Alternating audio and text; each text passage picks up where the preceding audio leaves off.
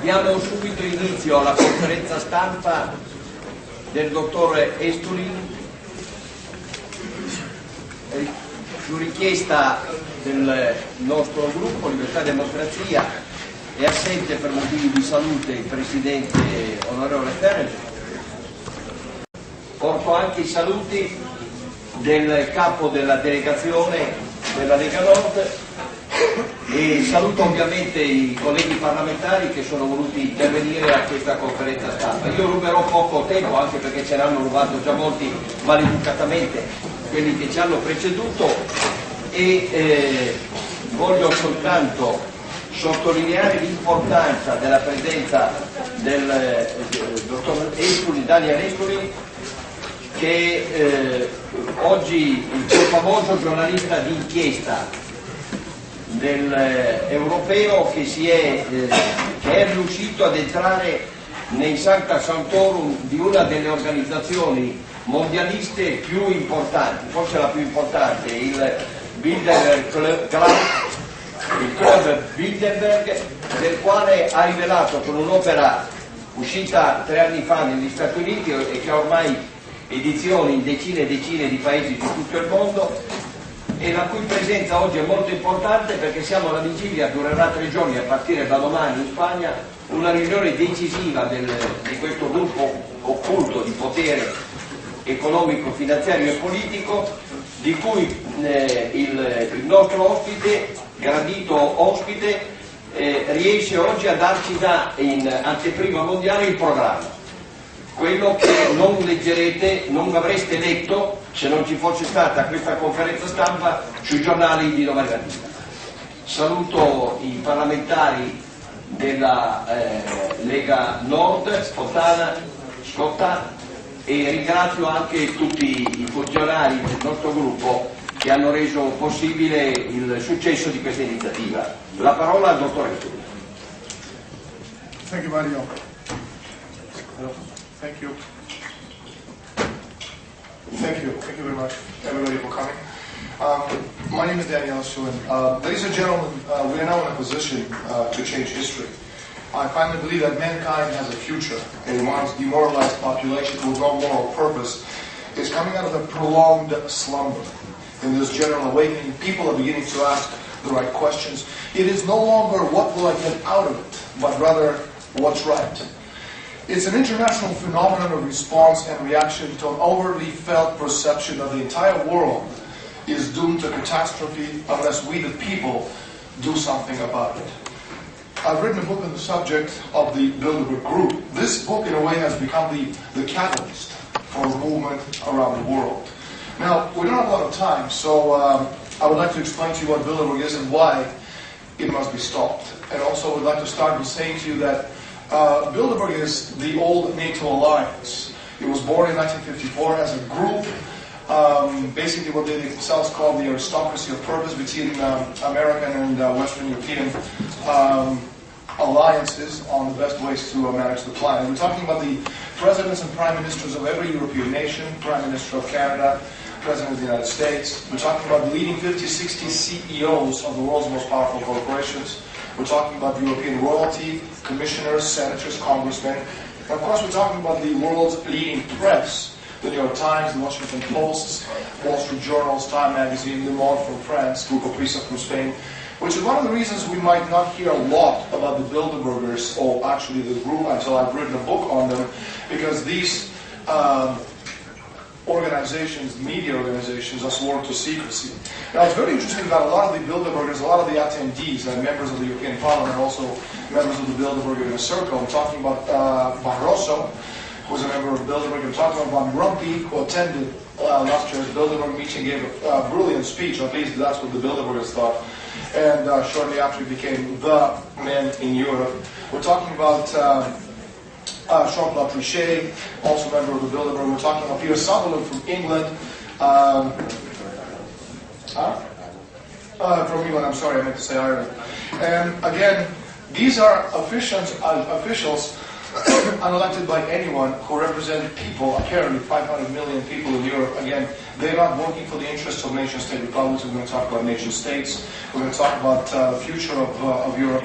but they rather represent the very small interests of a very powerful group of people that are known in most circles called the Bilderbergs. Now, in the world of international finance, there's also steer the events and those who react to the events.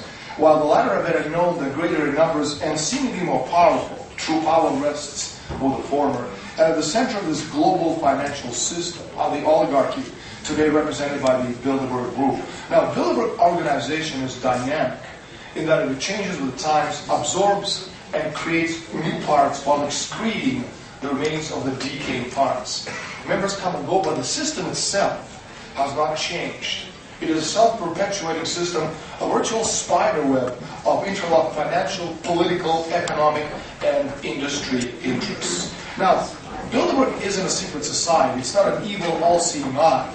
There is no conspiracy, even though a lot of people with their infantile fantasies see it as such. No group of people, I don't care how powerful they are, sit around a table in a dark room, holding hands, staring at a crystal ball, planning the world's future. It is a meeting of people who represent a certain ideology. That ideology isn't a one-world government or new world order, as too many people mistakenly believe. Rather, the ideology of one world company limited.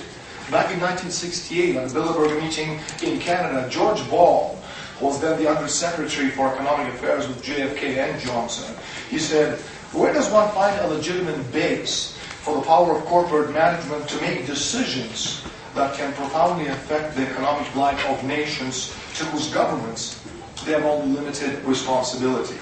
Now, the idea behind each and every Bilderberg meeting is to create, as I said before, what they call the aristocracy of purpose between European and North American elites on the best ways to manage the planet.